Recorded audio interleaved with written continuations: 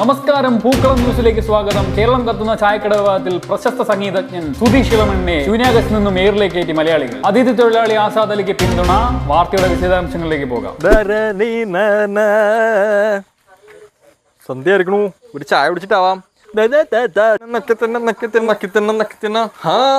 എന്തെങ്കിലും ഉണ്ടോ? പണ്ഡിറ്റ്ജി, എന്താ പാവങ്ങളുടെ ചായക്കടയിലോട്ട്? താനാണോ പാവം?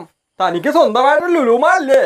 തനിക്ക് എവിടെയൊക്കെയാണോ ബ്രാഞ്ച്? അങ്ങനെയൊന്നുമില്ല പണ്ഡിറ്റ്ജി, ഒന്ന് പാലാങ്കുളത്തും ഒന്ന് വാഹനപുരത്തും. വെഞ്ഞാറമുട്ടിലൊന്ന് തുടങ്ങാൻ പോകുന്നു. വെഞ്ഞാറല്ലേ ആദ്യം തുടങ്ങേണ്ടേ? ഇപ്പൊ ഒരു ചായ എടുക്ക. അസാദ് ഭായ്, ഒരു ചായ.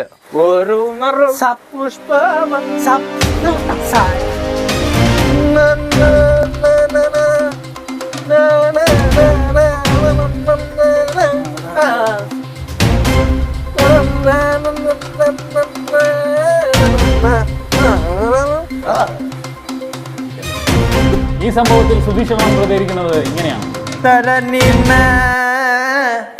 ഞാൻ അങ്ങനെ ആരെയും അപമാനിച്ചിട്ടില്ല, അങ്ങനെ അപമാനിക്കുന്ന ആളും അല്ല.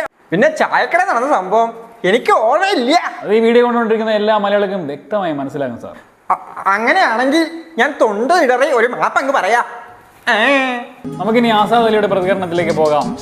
സാരമില്ല ചേട്ടാ, ഇതിനു മുമ്പും ഇതുപോലുള്ള അവഗണനകളൊക്കെ ഇഷ്ടം പോലെ ഉണ്ടായിട്ടുണ്ട്. പിന്നെ മുമ്പ് മലയാളി ലുക്കില്ല എന്ന് പറഞ്ഞൊരു ചായക്കടയിൽ നിന്ന് തന്നെ ജോലിക്ക് പറഞ്ഞു വിട്ടു. പിന്നെ ഈ മുതലാളിയാണ് ഈ ലുലുമാളിൽ ജോലി തന്നത്. ലുക്കിലല്ലോ ചേട്ടാ, വർക്കിലല്ലേ കാര്യം. പിന്നെ അദ്ദേഹം വലിയൊരാൾ, അദ്ദേഹം മുടിയുണ്ട്, പാട്ടുണ്ട്. നമ്മൾ വെറും ചായ അടിക്കുന്ന ജോലിയല്ലേ. താങ്കൾക്ക് ഇതിൽ വിഷമമൊന്നുമില്ലേ?